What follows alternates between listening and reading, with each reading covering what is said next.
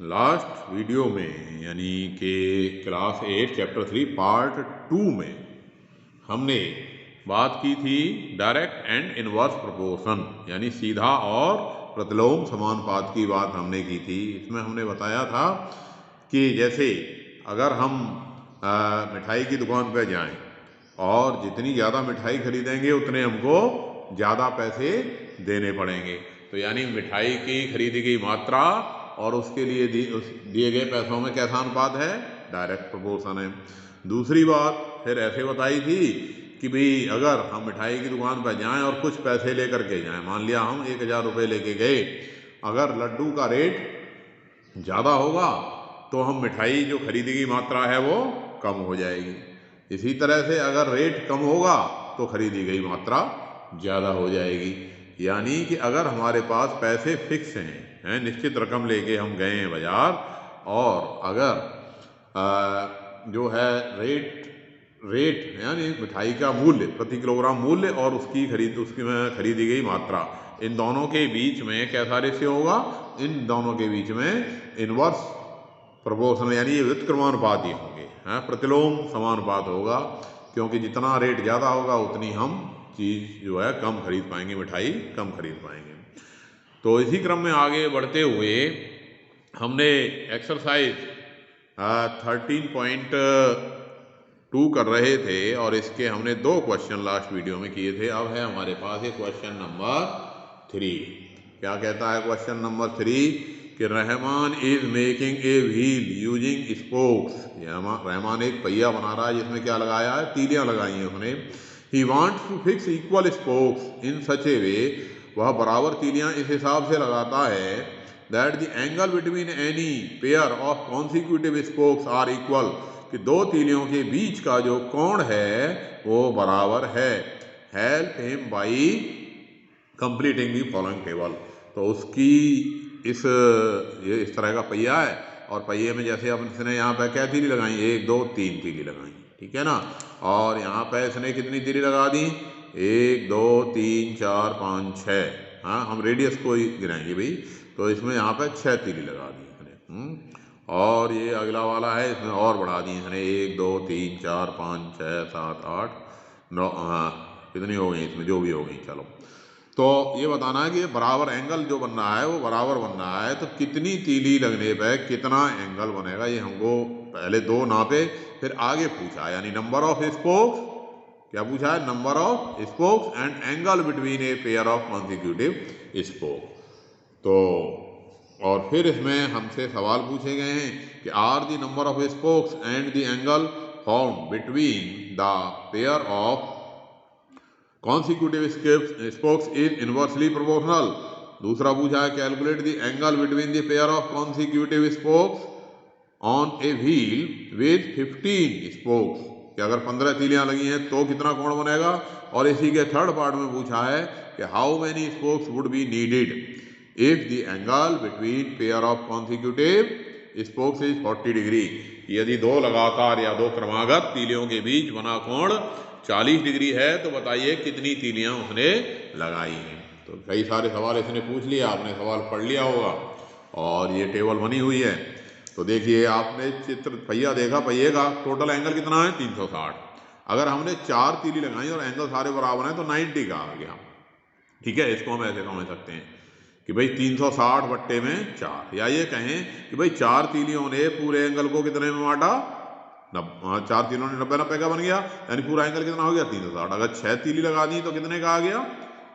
360। 6 से 60 डिग्री का आ गया एंगल।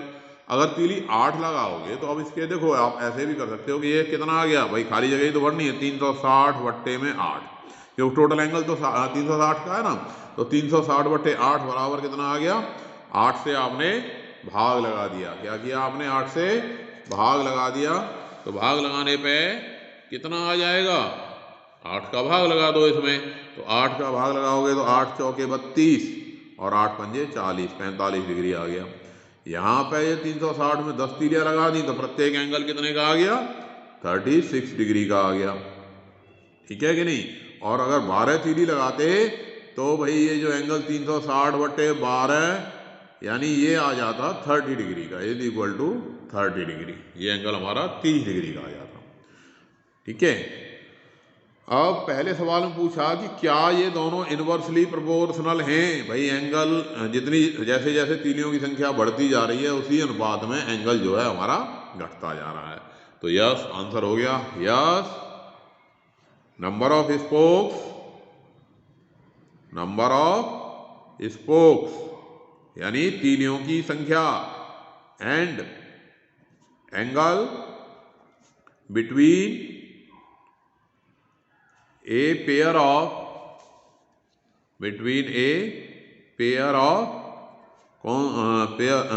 consecutive spokes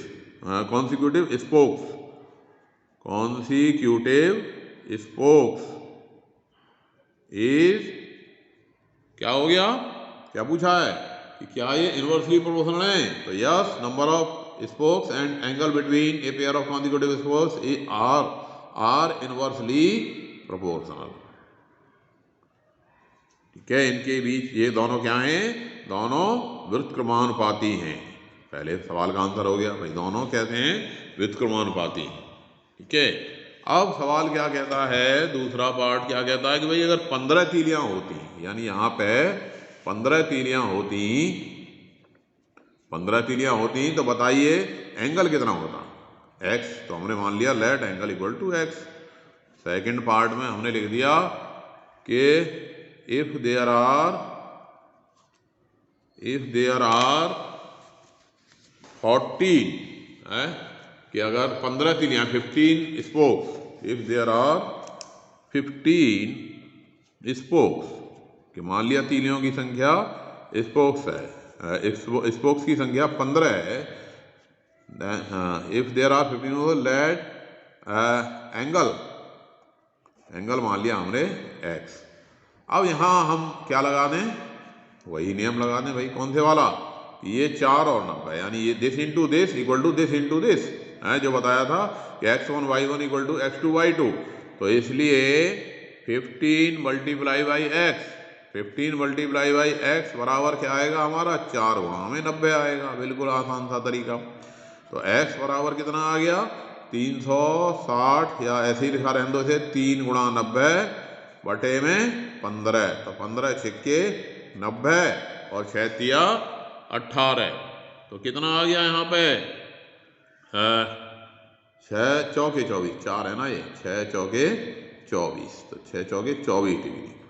एंगल कितना आ गया, एंगल इक्वल टू, तो इसलिए एंगल इक्वल टू 24 डिग्री निकल आया। आसान सी बात। तीसरे पार्ट में क्या कह रहा है, इसके तीसरे पार्ट में कह रहा है कि यदि क्रमागत तीलियों के बीच का कोण 40 डिग्री है, कि अगर ये जो क्रमागत तीलियां हैं इनमें कोण है हमारा 40 डिग्री, 40 डिग्री है, तो बताइए तीलियां कितनी है। तीलियां हमने मान ली y है, let number of spokes equal to y। तो फिर वही नियम लगा दिया प्रपोर्शन वाला। भाई क्या हो गया 4 गुणा में 90 या 40 गुणा में y, सो दैट सिंस तो क्या हो गया कि भाई 40 गुणा में y बराबर क्या हो गया 4 गुणा में 90। तो y की वैल्यू कितनी आ गई, y की वैल्यू आ गई 4 गुणा में 90 बटे में 40। 0 से 0 गया, 4 से 4 कट गया, आंसर आ गया 9। तो यानी कितनी तीलियां लगाई होंगी, 9 तीलियां लगाई होंगी। तो बिल्कुल आसान सा सवाल हो गया कि नहीं ये। अब इसी तरह से इसी क्रम में आगे बढ़ते हुए हमारे पास है नेक्स्ट क्वेश्चन नंबर 4। आपने किताब में पढ़ लिया होगा। चौथा सवाल क्या कह रहा है कि यदि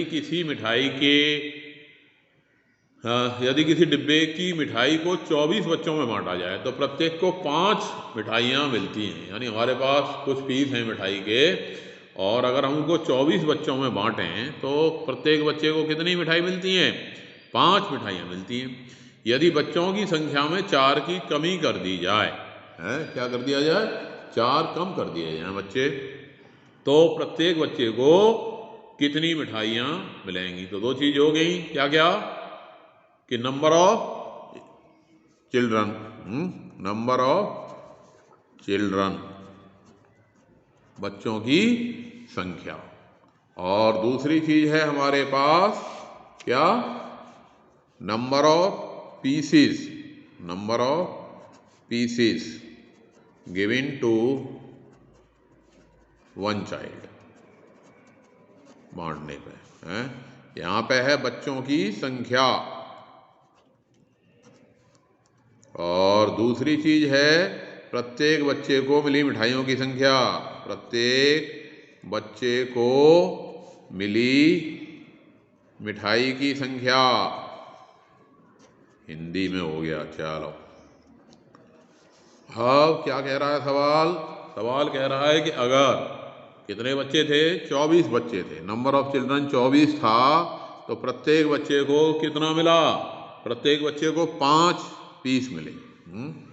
अब ये क्या कह रहा है सवाल कि अगर बच्चे 4 कम होते, 4 कम होते तो 24 के बजाय कितने होते बच्चे, भाई 20 ही होते। क्लास में हम आए हैं, टीचर आया क्लास में मिठाई बांटने, हैं टीचर बांटता है मिठाई, चलो नहीं बांटता, चलो कोई बात नहीं। तो 24 के बजाय अगर 20 ही बच्चे होते हैं, मान लेते हैं ठीक है कि चलो किसी बच्चे का बर्थडे था, वो लाया टॉफियाँ लाया या लड्डू लाया, अगर क्लास में 24 बच्चे आए तो प्रत्येक को कितने मिल गए, 5-5 मिल गए। अगर बच्चे 20 ही आते तो प्रत्येक को मान लिया हमने x मिलते। अब जैसा कि अभी हमने बताया कि भाई बच्चे ज़्यादा होंगे तो मिठाई कम मिलेगी। दोनों में कैसा प्रोपोर्शन है, इन दोनों के बीच में देयर इज इनवर्स प्रोपोर्शन।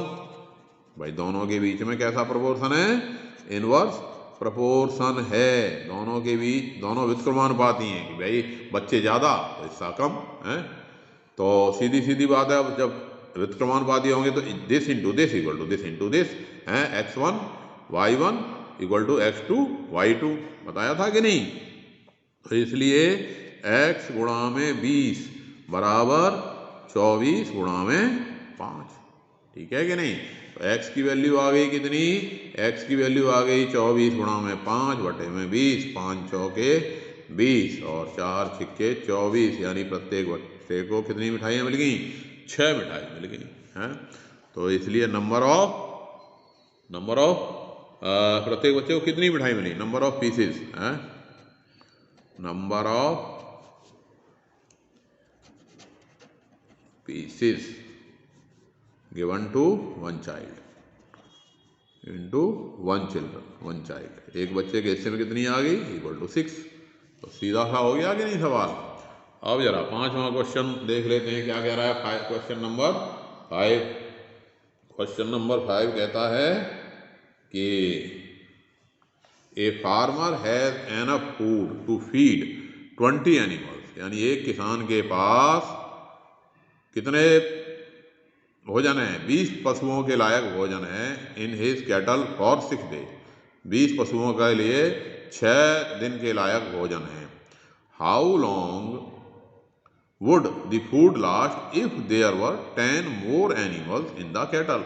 अगर उसके बाड़े में, अगर उसके पशुशाला में 10 पशु और आ जाएं तो भोजन कितने दिन के लिए पर्याप्त होगा।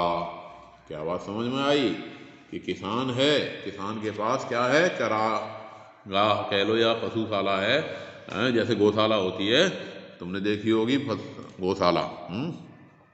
तो गौशाला है और गौशाला में कितने पशुओं के लिए भोजन है उसके पास, नंबर ऑफ कैटल और नंबर ऑफ डेज, 2 चीजें हो गई हमारे पास। एक तो हो गई नंबर ऑफ कैटल यानी पशुओं की संख्या, WTLE नंबर ऑफ कैटल, और नंबर ऑफ डेज, 2 बातें हो गई कि नहीं। तो अगर उसके पास 20 पशु होते तो वो 6 दिन में के लायक उनके पास भोजन था। अब ये कह रहा है कि भाई उसके पास 10 पशु और आ जाएं, यानी 20 के बजाय पशु कितने हो गए, पशु हो गए उसके पास 30, कैटल हो गए कितने, 30।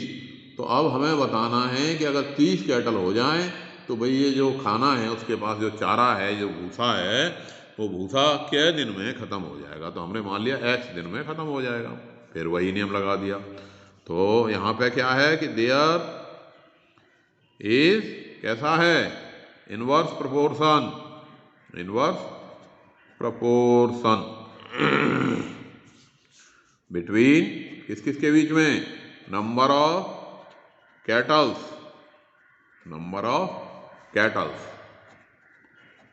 एंड नंबर ऑफ डेज, यानी भोजन के दिनों की संख्या और इसमें कैसा अनुपात है, दोनों में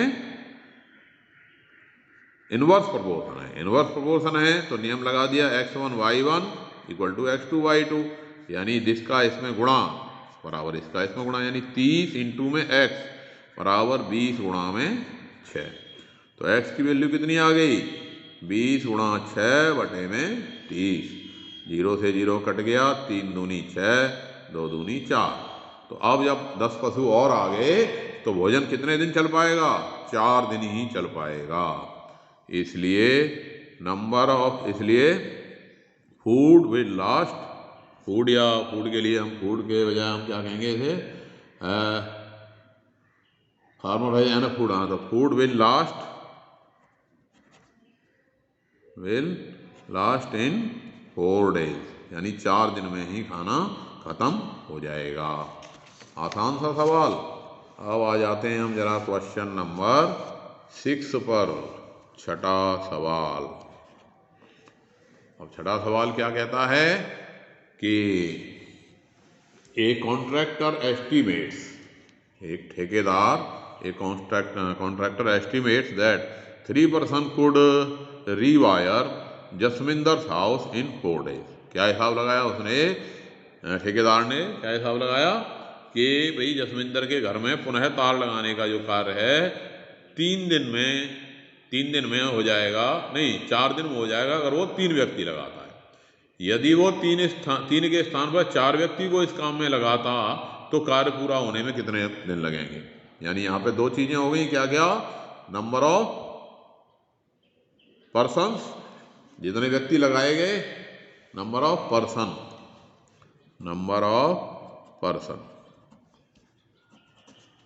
और दूसरी चीज नंबर ऑफ डेज। दूसरी चीज है हमारे पास number of days to complete work, कि कितने दिन में काम पूरा हो रहा है, ठीक है कि नहीं, कंप्लीट वर्क। अब ये सवाल कह रहा है कि यदि वो ठेकेदार क्या करता है कि 3 व्यक्ति, ठीक है, कितने व्यक्ति लगाए उसने, 3 व्यक्ति लगाए, क्या दिन में काम पूरा कर दिया उन्होंने, 4 दिन में। अब सवाल पूछ रहा है कि अगर वो 4 व्यक्ति लगा देता, 3 के स्थान पर 4 व्यक्ति लगा देता तो काम मान लिया हमने x दिन में पूरा होता। तो लेट 4 पर्सन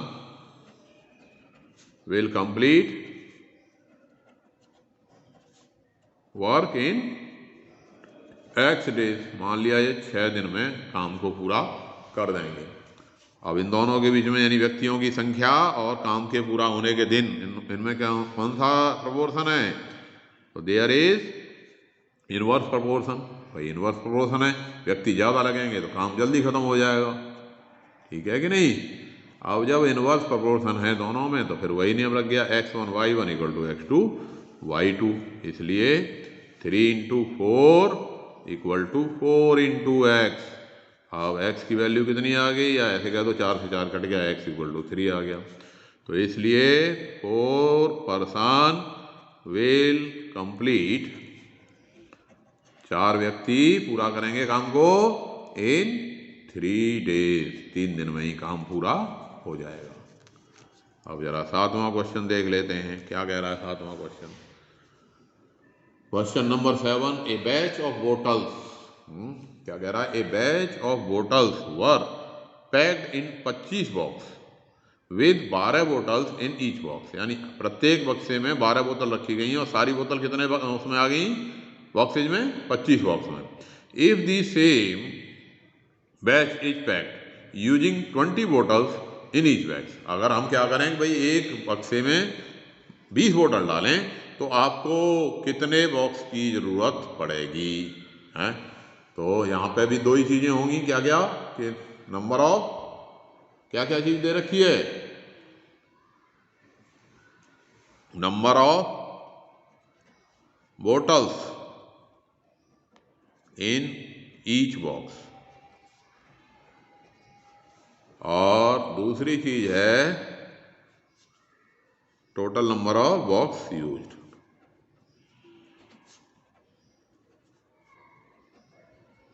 अब एक बैच में यानी जो उत्पादन हुआ है, अगर 25 बक्सों में रखा जाए तो प्रत्येक में 12 बोतल आएंगी, यानी प्रत्येक बक्से में 12 बोतल, तो बक्से हमारे यूज हो गए 25। अब सवाल कह रहा है कि अगर हम प्रत्येक बोतल को, प्रत्येक बॉक्स में 20 बोतल रखें, यहाँ पे हमने कितनी बोतल रखी? 20। तो हमने मान लिया let number of box used when 20 bottles are placed in one box, equal to, हमने लिख दिया भाई x हमारे बॉक्स से लग गए। अब इन दोनों के बीच में कैसा रेशियो है? There is inverse proportion. भाई यहां पे कैसा प्रोपोर्शन है? इनवर्स प्रोपोर्शन है। क्यों है इनवर्स प्रोपोर्शन? क्योंकि आप अगर प्रत्येक बक्से में ज्यादा बोतल रखेंगे तो आपका काम कम बक्सों में ही चल जाएगा। तो लगा दिया x1 y1 equal to x2 y2, यानी 20 गुणा में x बराबर 12 गुणा में 25। तो x की वैल्यू कितनी आ गई? 12 गुणा 25 बट्टे में 20। 5 से कट गया, 5 से 5 पंजे 25, 5 चौके 20, और 4 से कट गया 3, 3 पंजे 15। तो हमें कुल कितने बॉक्स चाहिएंगे? इसलिए number of box is required, number of box required है, number how many boxes would filled, हाँ, number of box filled when each box contain कितनी बोतल? 20 बोतल, इक्वल टू हो गया 50। तो इस तरह से ये आसान सा सवाल था। आगे चलते हैं जरा। अब है हमारे पास एक क्वेश्चन नंबर 8, क्वेश्चन नंबर 8वां सवाल। क्या कह रहा है भाई क्वेश्चन नंबर 8? देख लेते हैं कि एक फैक्ट्री में कुछ वस्तुएं 63 दिन में बनाने के लिए 42 मशीनों की आवश्यकता होती है। उतनी ही वस्तुएं 54 दिन में बनाने के लिए, 54 डेज में बनाने के लिए कितनी मशीनों की आवश्यकता होगी? तो दो चीजें हो गई, क्या क्या होगी? दो चीजें कि factory requires 42 machine, number of machines, और दूसरी चीज है हमारे पास नंबर ऑफ डेज, यानी हमारे पास अगर कितनी मशीनें हों? 42 मशीन हों, तो produce a given number of article in 63 days. तो हमारा काम जो हमें ऑर्डर पूरा करना है वो 63 दिन में पूरा हो जाता है। लेकिन अगर वो ऑर्डर हमको क्या कह रहा है? How many machine would be required, कि वो कितनी मशीनों की जरूरत पड़ेगी यदि उस ऑर्डर को हमें 54 डेज में ही पूरा करना है। ठीक है ना, 54 डेज में ही अगर उस ऑर्डर को हमने पूरा करना होता तो हमको मान लिया x मशीनें चाहिए। तो लेट नंबर ऑफ मशीन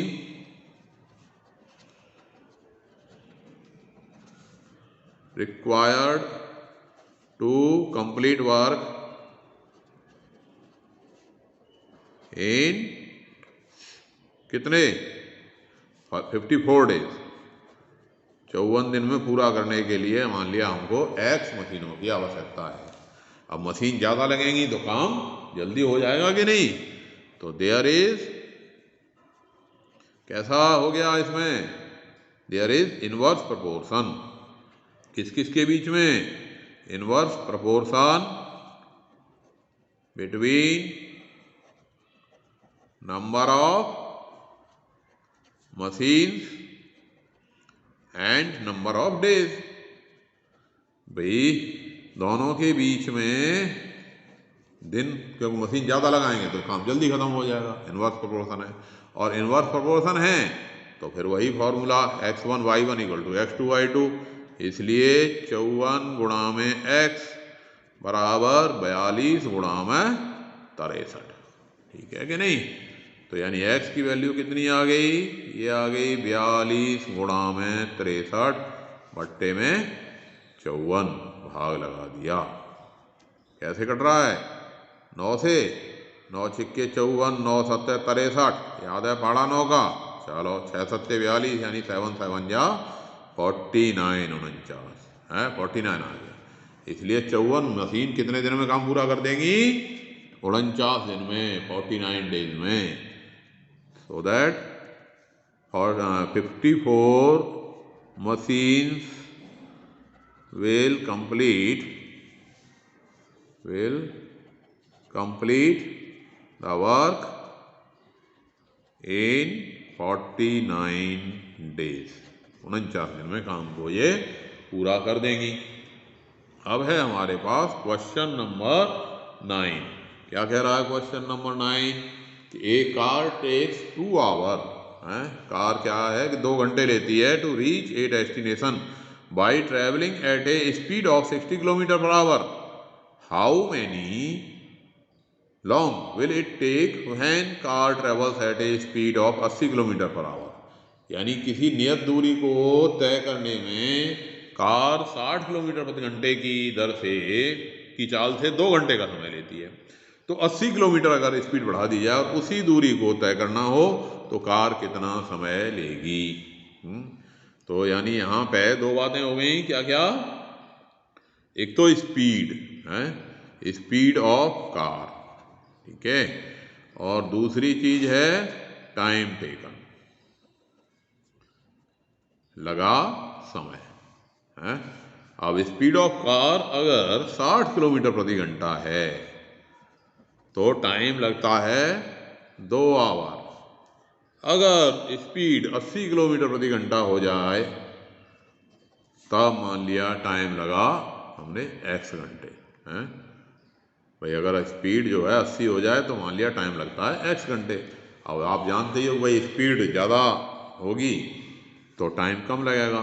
तो स्पीड एंड टाइम, एंड का निशान ऐसे बना दिया, टाइम आर इनवर्सली प्रोपोर्शनल,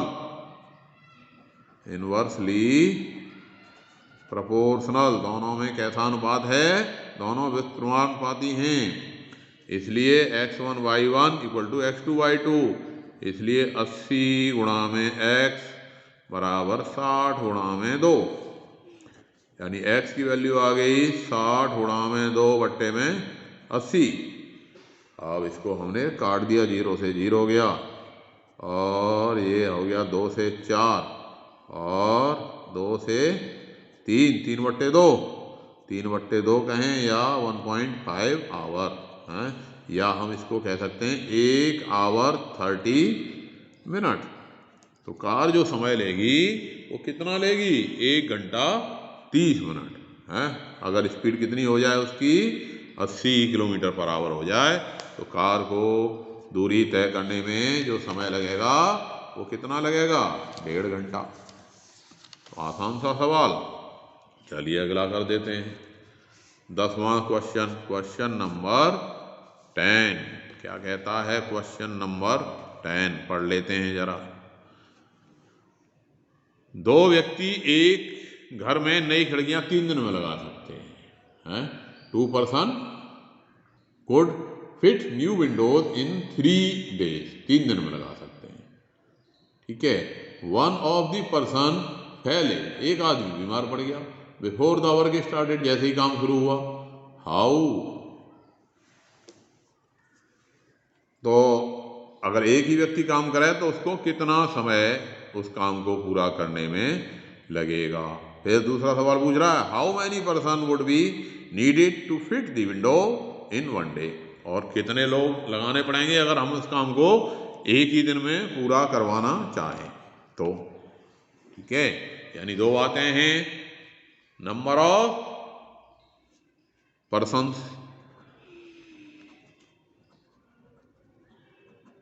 ठीक है, नंबर ऑफ पर्सन्स कि व्यक्ति जो लगाए गए काम पर है, number of person to fit window, ठीक है। और दूसरी चीज है कि भाई ये तो हो गए कि कितने व्यक्ति काम पे लगाए, और number of days to complete work, और कार्य को पूरा होने में लगा समय। अब सवाल कह रहा है कि 2 व्यक्ति अगर हम लगाएं तो ये खिड़की लगाने का काम 3 दिन में पूरा हो जाएगा, ठीक है। अब फिर पूछ रहा है कि कार्य पूरारंभ होने से पहले भाई काम शुरू हुआ नहीं और एक आदमी बीमार हो गया तो क्या आदमी रह गया, एक ही रह गया। तो ये अकेला आदमी इसको मान लिया X डेज में पूरा करता है। बताना है कितने दिन में पूरा करता है, तो हो गया हमारा फर्स्ट पार्ट।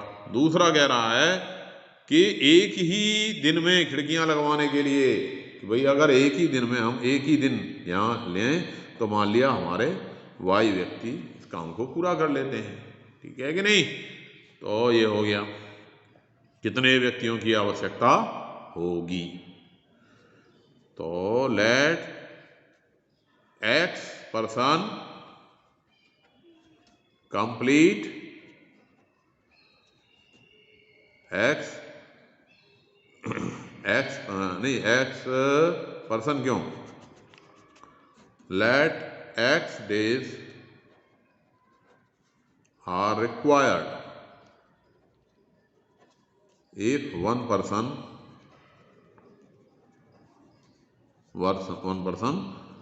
do work, यदि एक ही व्यक्ति काम करता है तो मान लिया X दिन लगे, और late Y persons are required to complete work in 1 day। अगर हम एक ही दिन में काम पूरा करना चाहें तो मान लिया व्यक्ति हमको चाहिए Y। अब दोनों के बीच में कैसा प्रोपोर्शन है, तो there is inverse proportion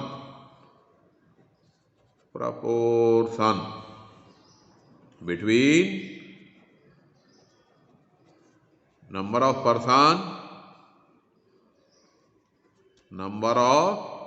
person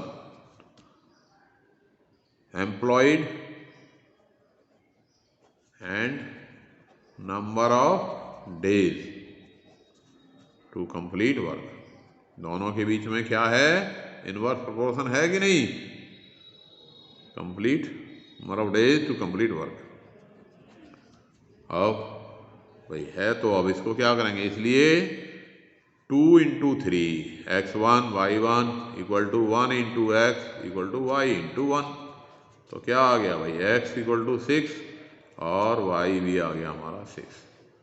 तो आंसर क्या हो गया कि 6 people हैं are needed, 6 persons are needed to complete work in 1 day।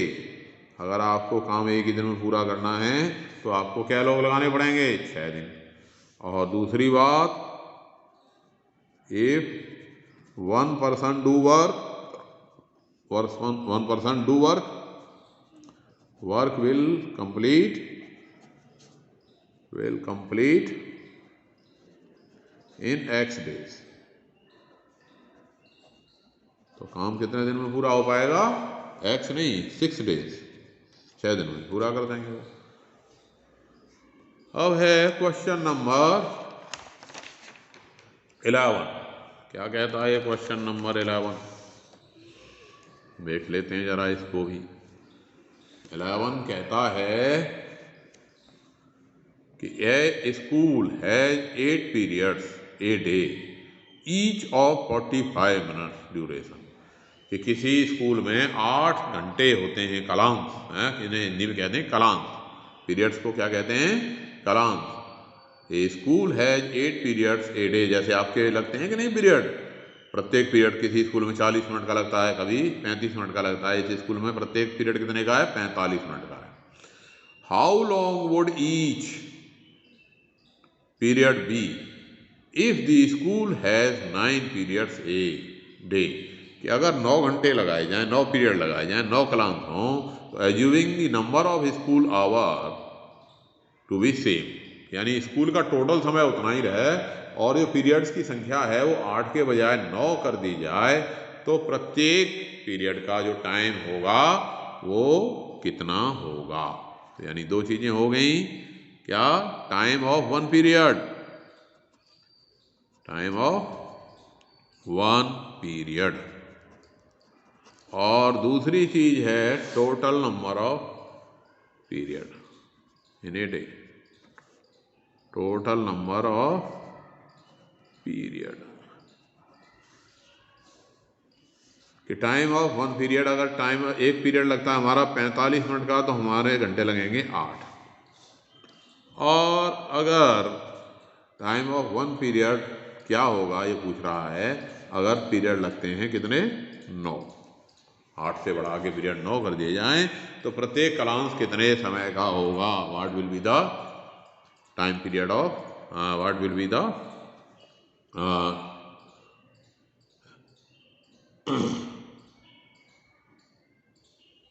ठीक है कि नहीं? तो इन दोनों के बीच में कैसा रेशियो है? दोनों के बीच में प्रोपोर्शन कैसा है? तो देयर इज इनवर्स प्रोपोर्शन। दोनों के बीच में भाई इनवर्स प्रोपोर्शन है। क्यों है? क्योंकि अगर पीरियड का टाइम ज़्यादा होगा तो जो है घंटे कम लग पाएंगे, और अगर प्रत्येक पीरियड का टाइम कम कर दें तो नंबर ऑफ पीरियड्स ज़्यादा हो जाएगा। ठीक है कि नहीं? तो लेट कर लिया हमने कि भाई 9 पीरियड के लिए हमारा जो टाइम है वो कितना है? x है। इसलिए अब दोनों में कैसा है? डायरेक्ट इनवर्स प्रोपोर्शन है। तो क्या हो गया? x1 y1 equal to x2 y2। So that 45 into में 8 इक्वल टू x इंटू में 9। तो ये आ गया 45 गुणा 8 बट्टे 9 बराबर x, और 9 से कट गया 5, 8 पंजे 40। तो अगर 9 पीरियड लगावें तो क्या होगा? 9 पीरियड लगावें तो प्रत्येक पीरियड की जो समयावधि होगी वो कितने पीरियड, कितने टाइम की हो जाएगी? 40 मिनट की। तो इसलिए आंसर क्या लिख गया कि 9 periods if there are 9 periods, तो टाइम ऑफ ईच पीरियड